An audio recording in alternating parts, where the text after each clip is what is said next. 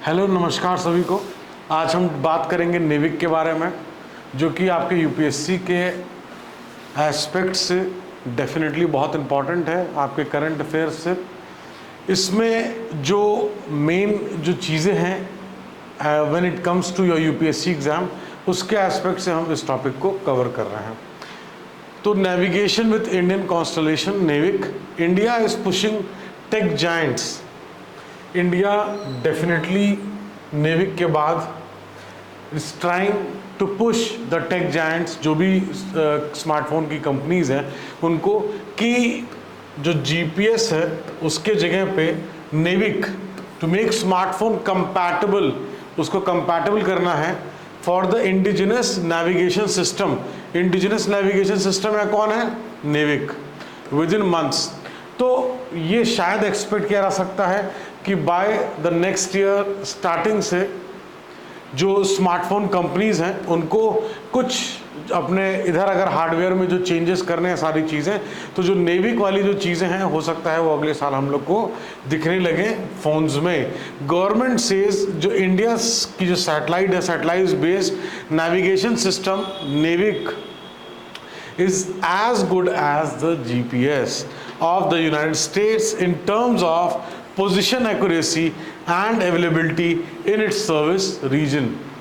तो यहाँ पे साफ साफ जो कि जो GPS का जो अपना सारे चीज़ें हैं उससे हमारा जो सिस्टम नेविक है वो कहीं से भी कम नहीं है, बल्कि अगर बात करें तो जितनी नंबर ऑफ सैटेलाइट्स नेविक के लिए हैं और जितनी कंपेरेटिवली जितनी नंबर 55 के अराउंड जो सैटेलाइट्स जीपीएस के रहे हैं जो थ्रू आउट वर्ल्ड को कैटर कर रहा है, उसके कंपैरेटिवली देखा जाएगा तो डेफिनेटली नेविक जो है वो बेटर।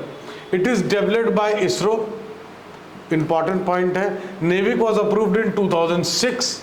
इसका भी अपना एक बैकग्राउंड है। बैकग्राउंड में उस समय इंडिया जब एक प्लान कर रहा था गलीलियो में इन्वेस्ट करने के लिए, और फिर जो अदर कंट्रीज़ उसमें जब हो गया कि वो भी इन्वेस्ट करेंगी, जब चाइना भी आ रहा है उसमें और भी अदर कंट्रीज़ आ रहे हैं, तो फिर इंडिया ने पुल बैक कर लिया उस चीज़ को, और फिर नेविक को अप्रूवल मिला।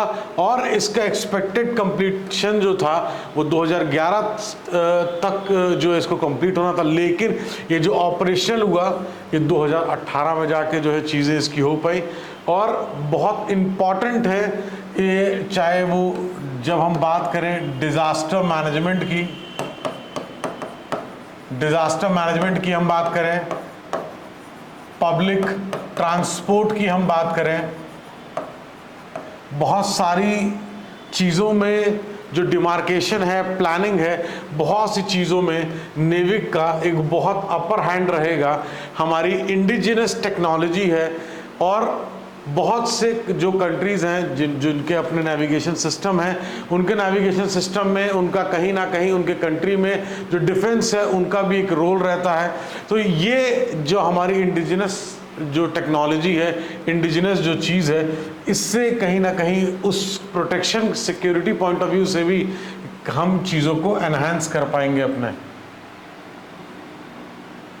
नेविक की बात करें, नेविक नेविगेशन लैंड पे, एयर पे, सी में, एंड जैसे हमने बात किया डिज़ास्टर के समय, कोई भी डिज़ास्टर मैनेजमेंट में कहीं ना कहीं बहुत ज़रूरी एक चीज़ होती है डिमार्केशन करना सारी चीज़ें कि किस किस तरीके से क्या क्या चीज़ ब्लॉक है, क्या नहीं ब्लॉक है, क्या किस तरीके से चीज़ें हैं।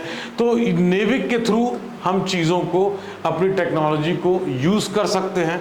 और नेविक सैटेलाइट जो इसका प्लेसमेंट की अगर बात करें तो नेविक सैटेलाइट प्लेस्ड है higher orbit as compare to, जब हम बात करते हैं जीपीएस जो यूनाइटेड स्टेट्स का है उससे अगर बात करें तो इसका जो प्लेसमेंट है वो मच मोर हायर ऑर्बिट्स में है। इसको हम देखते हैं कितना क्या है। नेविक सैटेलाइट्स जो प्लेस है वो इन जियो स्टेशनरी ऑर्बिट में एंड जियो सिंक्रोनस ऑर्बिट में विथ एन एल्टीट्यूड की अगर हम बात करें तो 36,000 किलोमीटर्स, 36,000 किलोमीटर यहाँ बात हो रही है।